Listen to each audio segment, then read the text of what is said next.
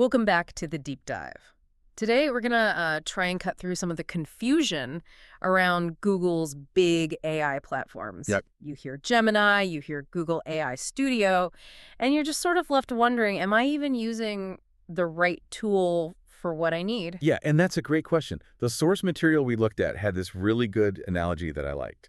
They're kind of like cousins. One is for building stuff and the other one is just for chatting. Cousins, I like that. And it really all boils down to what you, the user, are actually looking for. Is it maximum control or is it, maximum convenience? Okay, so let's start with the control side. That would be Google AI Studio, the nerdy cousin who's like building robots in his garage. Exactly. That's the perfect way to think about it.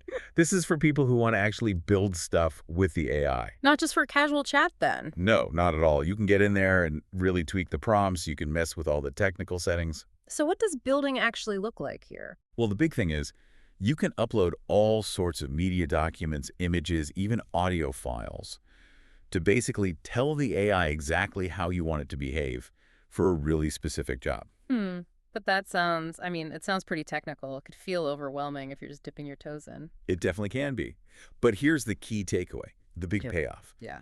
AI Studio lets you get the code out and use it directly in your own apps. Ah, okay. So if you're a developer or just a serious tinkerer, that's where it's at. It's super dope for those complex projects. All right, so if Studio is the builder's playground, then Gemini is Mhm. what? The smart buddy you just talked to. That's it exactly. Mhm. With Gemini, you Uh, talk to it. You ask it questions, get ideas, ask for a summary. It pretty much just works. so the focus is convenience, getting an answer without all the setup. Right. You're not tweaking or building. It's just Yeah.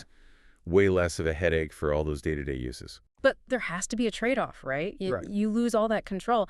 The docs mentioned that you don't get the same fancy outputs or the crazy long context windows. What does that actually mean? That's the key technical trade-off, yeah.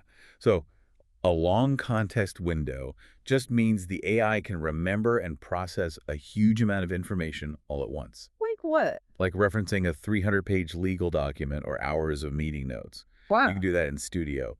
Gemini, because it's built for speed and simplicity, it has its limits on that kind of deep recall. Okay, so it's becoming clear. Studio is high control, but also high effort. In Gemini is high convenience, low effort. It's interesting, though, because a lot of people don't just pick one. They actually use both, right? Oh, absolutely. That's super common.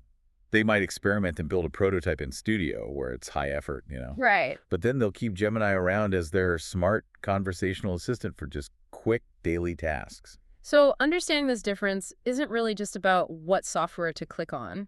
No, it's not. It's more about choosing what kind of interaction you want to have with AI. Do you want to be a hands-on developer, or do you just want a seamless consultant on call? Exactly. Mm. And that choice of workflow really defines how you'll apply this incredible technology going forward. A perfect way to frame it. Thanks for walking us through your sources on this. Hopefully that clears up the whole cousin confusion.